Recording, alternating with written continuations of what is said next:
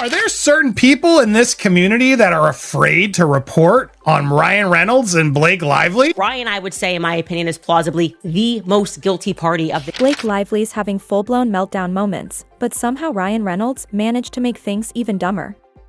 Using what might be the last functioning brain cell in his skull, he jumped into the mess headfirst, flailing, threatening, and revealing nothing but his own hypocrisy in the process. If this was damage control, someone forgot to bring the brakes.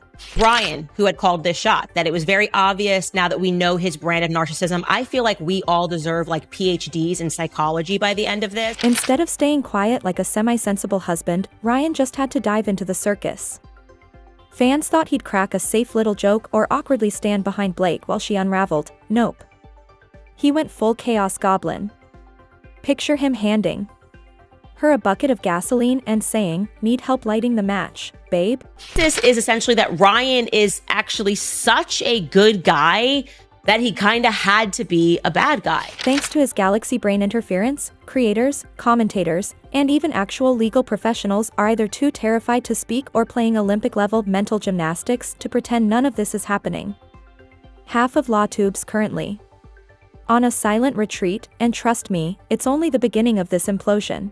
Which is crazy is that a lot of LawTube is actually conservative. They are actually Republican. And speaking of implosions, Ryan Reynolds, the guy who got rich pretending to be a smart-mouthed superhero, just earned a new role, co-conspirator. Sounds dramatic, right? Like a prestige HBO miniseries? Except this isn't fiction. It's real-life chaos, and Ryan's name is officially in the credits. Reynolds was a key player in the scheme, defaming Justin around Hollywood, strong-arming WME, their agency, into dropping Justin as a client, and trying to destroy Justin's career however possible. In April 2025, Justin Baldoni's lawyers filed the receipts, legal ones. They named Ryan as a co-conspirator. Not just Blake's supportive husband. No, he's allegedly the guy helping ignite the firestorm. Holding the matches. Tossing fuel. And smiling for the camera while everything burns. Ryan Reynolds says Justin Baldoni can't sue him over hurt feelings. So what did sweet, lovable Ryan do to earn his shiny new title of co-conspirator? According to court filings, he allegedly walked into meetings with WME execs, aka Baldoni's own agency, and straight up called him a sexual predator. Twice. Bold move. Deranged, but bold. Who does that? Basically, it's fine if I called him a predator if I believe it. It's fine. And the problem is, it's like, okay, so you're admitting then, essentially, that you have called him this. Imagine strolling into a boardroom, sipping your oat milk latte, and casually tossing out criminal accusations like you're chatting about the weather. That's Ryan Reynolds. And no, defamation isn't protected just because you're trying to be a supportive husband. His team tried to invoke anti-SLAPP laws. Baldoni's lawyers laughed, called it what it was, a targeted, reputation-torching hit job. Yesterday, Ryan Reynolds filed a motion to dismiss. He wants to get out of Justin Baldoni's lawsuit in a filing that was riddled with character attacks and claims that he can't sue over hurt feelings. And here's the cherry on this flaming sundae. Even if, by some miracle, the court lets Ryan off the hook, he's still stuck footing his own legal bills. Yep, under New York and California law, he's on his own. So congrats, Ryan. You jumped headfirst into Blake's mess, and now you might be paying six figures for the honor of being her full-time legal liability. However, his attorney Brian Friedman has given some quotes to the press, and they were pretty scathing. I mean, you gotta admit, the guy goes hard for his client. Let's not forget one of Ryan's finest moments. During last summer's Deadpool and Wolverine promo tour, he cracked, "I crush my enemies and drink their blood." Hilarious. Classy. Perfect timing. Baldoni's lawyers seized it like gold, dragging it into court as proof that maybe, just maybe, Ryan isn't the cinnamon roll his PR team wants you to believe. Who knew the king of ironic ultraviolence might actually mean it? Like, no one cares about politics. We're all kind of united to talk about justice for Justin Baldoni, Jamie Heath, and everyone involved. But what I noticed, which is crazy, is that a lot of LawTube is actually conservative. While Ryan was out here cosplaying as the world's most chaotic husband, Blake was busy running her own PR freak show. Her team tried spinning the lawsuit into some grand narrative of a wronged woman rising. Except the court saw through it fast, labeling her strategy a sinister campaign. Very on brand for someone whose PR plan is basically throw glitter at the fire and pray no one smells the smoke. Friedman is quoted in TMZ. Let's look at what he said. Mr. Reynolds' exploitation of his enormous power in Hollywood continues, this time arrogantly asking to be dismissed from the case despite his publicly documented involvement extending far beyond just being a supportive spouse. And if you thought the legal chaos was wild, just wait till you hear about the public fiascos. Let's start with the now infamous donut shop incident. Yes, Blake Lively, A-list millionaire, red carpet regular, decided food safety laws were beneath her. Because why not turn a pastry run into a biohazard? All you need to know who is right and who's wrong is the accused is on vacation. The accuser is selling donuts, trying to buy good karma. Why? Why are you doing so much to try to convince us you're a good person? She flat out refused to wear a hairnet. Apparently, when you're Blake Lively, your hair is too iconic for basic hygiene. Never mind the fact that she was hovering inches over other people's food. Health code? Federal regulations? Please, those are for commoners. Not the follicular elite. This donut place in trouble. Yeah, anybody who doesn't use a hairnet over the donuts is a red flag city. And it gets better. When people called Blake out, did she apologize like a halfway decent adult? Of course not. Her team went full scorched earth, blaming the donut shop owner for not instructing Blake on how to behave. Because when you're Hollywood royalty, accountability is for peasants. One minute the poor shop's handing out sprinkles, the next they're being steamrolled by Blake's legal squad, all because she couldn't slap on a hairnet. Blake's job to make sure she's wearing a hairnet is the donut shop's owner's job to make sure they tell Blake to wear it. I'm like, wait, are you throwing the donut shop under the bus? You just left there. Of course she is. And guess what? The public noticed. The same fans who once hailed her as America's sweetheart now watched her spiral into selfish, tone-deaf chaos. Her image, once polished to a Pinterest perfect shine, now looks like a cracked gas station. Mirror.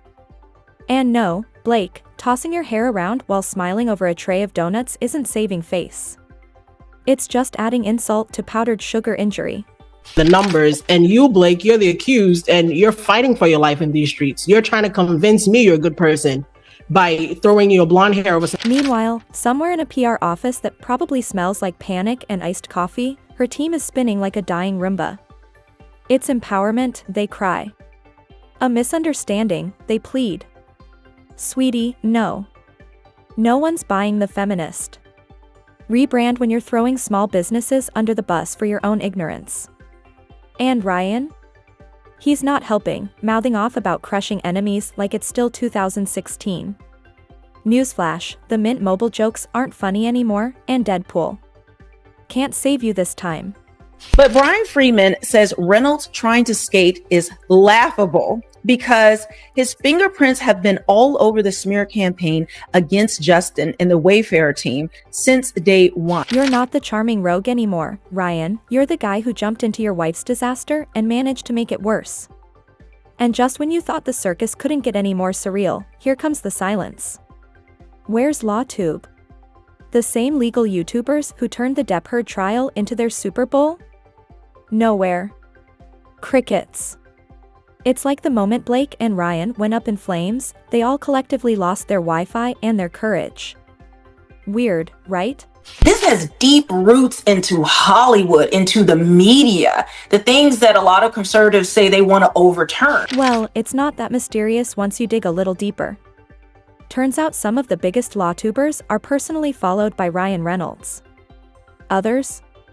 Oh, they just happen to share the same Hollywood reps, small world, right? Wouldn't want to upset Daddy Deadpool, God forbid someone loses a blue checkmark or their invite to a lukewarm Netflix mixer. Suddenly all that righteous outrage about Hollywood corruption disappears when it's their buddy in the hot seat. The irony is almost unbearable. These are the same people who tore Amber Heard apart for months, but when it comes to Blake and Ryan, radio silence.